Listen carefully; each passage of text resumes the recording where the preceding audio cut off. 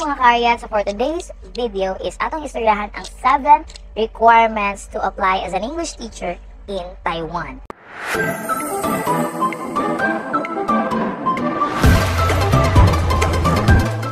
So if bago pa lang sa akong channel, don't forget to like, subscribe, and don't forget to click the notification bell para mas updated ka sa atong video.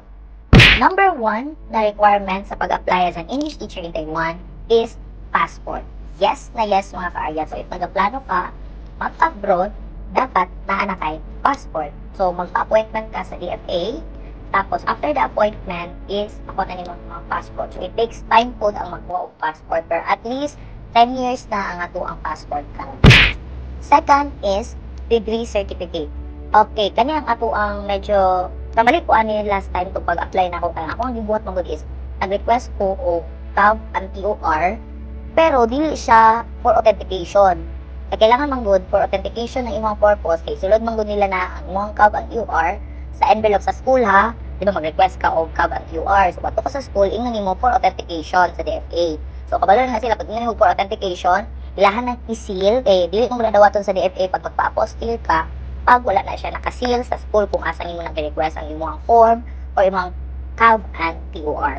So kailangan nakasulod siya sa folder or sa envelope rather. Sulod siya sa envelope, naka-seal siya, dili mo siya pwedeng laptan. Ang mag-open ana is ang taga-DFA na for apostille na siya. So kailangan naka-passport, ikaduha is katong degree certificate for authentication. Ikatulo is license or proof of qualification. So dapat nakakuan po ni siya, naka-indicate po dito ay inyong didaan mo sa PRC na ma'am for authentication ni siya, for apostille ni siya ma'am. Kaya sila kabalo na sila dahil basta for transaction din abroad, kabalo na taga PRC, school ninyo at course na DFA. So license and proof of qualification. Kaupat is the NBI clearance or NBI certification. So kani siya, kaning upat kabuok, imuha ni siyang ipa-apostille. The passport, mo i-photocopy mo ang passport. Kaning upat kinahanglan kay ni siya kay magamit imo ni siya sa TECO authentication. So ang imuhang degree of certification, ang CAV and TOR, imuhang license or proof of qualification na naka-certified copy through o ang imuhang NBI clearance kaning tulo kailangan nimo siya ipa-apostille, and after nimo siya ipa-apostille imo na po siyang ipa-TECO authenticate. Ang pa-apostille kailangan naka-appointment po ka na sa DFA kay so magpa-appointment ka, magpa-apostille ka, and then after mo magpa-apostille pag nasa imo ang documents imo na po na siyang ipa-TECO authenticate. So ang nahitabo sa kuha since wala may TECO authentication diri sa Davao, ako pang ipadala sa Manila na ako'y kaila sa Manila agency siya na nag-process siya o documents para pag-apply sa abroad. TECO authentication nag-process sila, NBI nag-process sila. So ipadala lang nako, nagbayad lang ko processing fee and fee sa pagpa-TECO authenticate.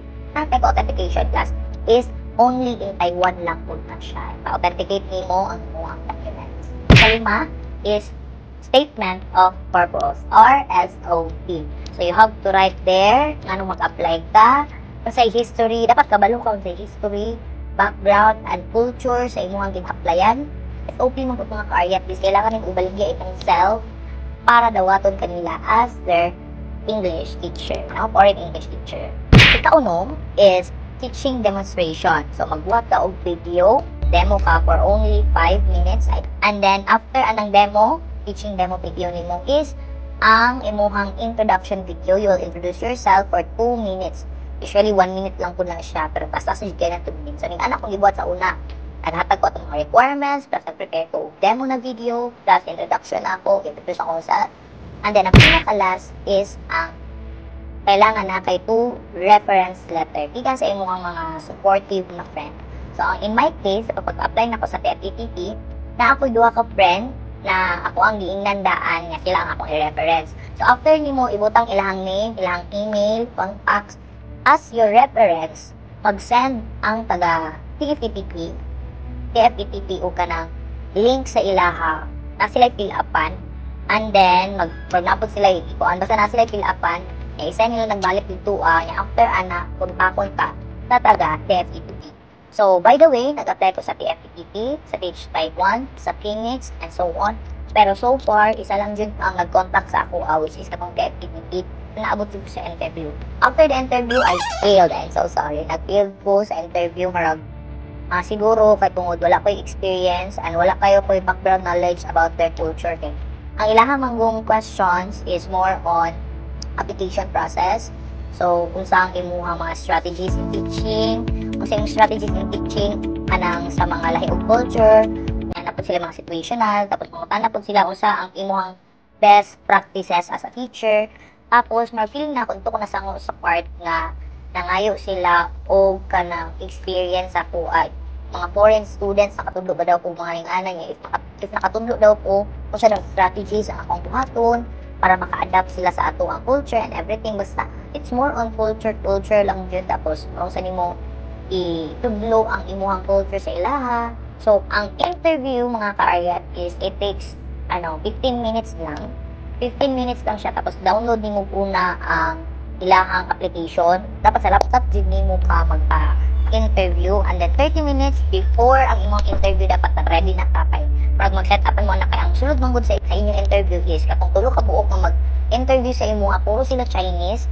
Plus isa ka Chinese na murag siya ang nag-operate sa laptop or siya nag-operate kung kasi pwede makita sa imo, siya pwede madong mananagot. So, after the interview, after 3 days, kaya email dahil ko nila na I failed, blah blah blah, kung una. So, kung siya akong duda nga nung nabagsak ko sa interview, it's because wala kayo ko background knowledge about sa mga foreign students. So, dapat kabalo ka sa hindi ginasudlan na kay background knowledge nila, kabalo ka sa ilang culture, o kabalo ka sa imuhang strategy na mag-fit sa ila. So, that would be all, guys. I hope this video is makatabang sa inyo sa pag-apply ninyo sa Taiwan, sa Thailand, o kung asa man yung gusto mag-apply, no? So, thank you so much for watching, and I hope you will like and subscribe this channel para mas updated ka sa mga videos. Bye!